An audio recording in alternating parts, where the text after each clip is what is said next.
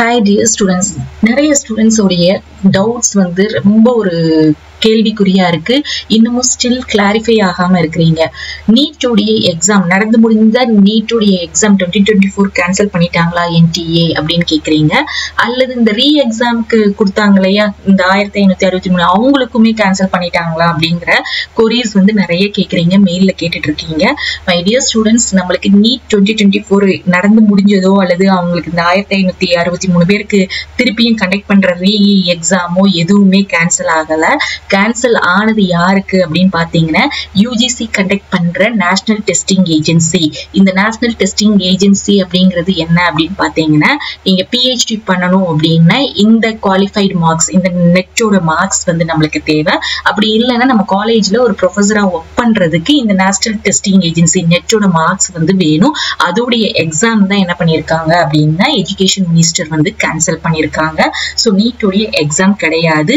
The cancellation of the exam led to flurry online as a parents and students panic thinking that the medical exam is cancelled அப்படிங்கறத சொல்லியிருக்காங்க. So நீங்க my dear students and parents யாரும் panic ஆகாதீங்க. இப்போ உங்களுடைய doubt வந்து clarify ஆயிருக்கும். நீட்டுடைய exam வந்து கேன்சல் பண்ணல.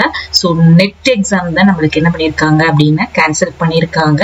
ஸோ நம்மளுக்கு நெக்ஸ்ட் ஹியரிங் அப்படிங்கிறது ஜூலை 8 வந்து சொல்லியிருக்காங்க. எல்லா கேசஸும் ஹைகோர்ட்ல இருக்கிறது எல்லாமே இப்போ சுப்ரீம் கோர்ட்டுக்கு போயிருக்குது. கண்டிப்பா நம்மளுக்கு ஒரு நல்ல சொல்யூஷன் கிடைக்கும்னு நினைக்கிறோம். அதே மாதிரி கவுன்சிலிங்குமே ரொம்ப சீக்கிரத்துல ஸ்டார்ட் பண்ணிடுவாங்க அப்படிங்கிற மாதிரி தான் இருக்குது.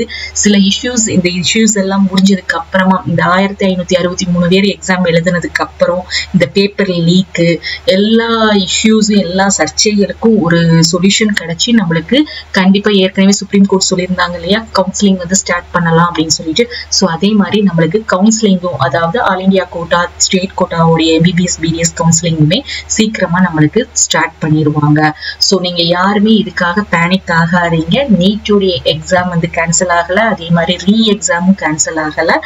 நெட் எக்ஸாம் தான் நம்மளுக்கு நேஷனல் டெஸ்டிங் எக்ஸாம் தான் என்ன பண்ணிருக்காங்கன்னா கேன்சல் பண்ணிருக்காங்க. ஹோப் உங்களுக்கு இப்போ வந்து தெளிவா புரிஞ்சிருக்கும். உங்க டவுட்ஸ் எல்லாம் கிளாரிஃபை ஆயிருக்கும்னு நினைக்கிறேன். தேங்க்ஸ் ஃபார் வாட்சிங். அப்டேட்ஸ் தெரிஞ்சுக்கிறதுக்கு நம்மளுடைய வாட்ஸ்அப் அண்ட் டெலிகிராம் சேனல்ல ஜாயின் பண்ணிக்கோங்க. தேங்க்யூ.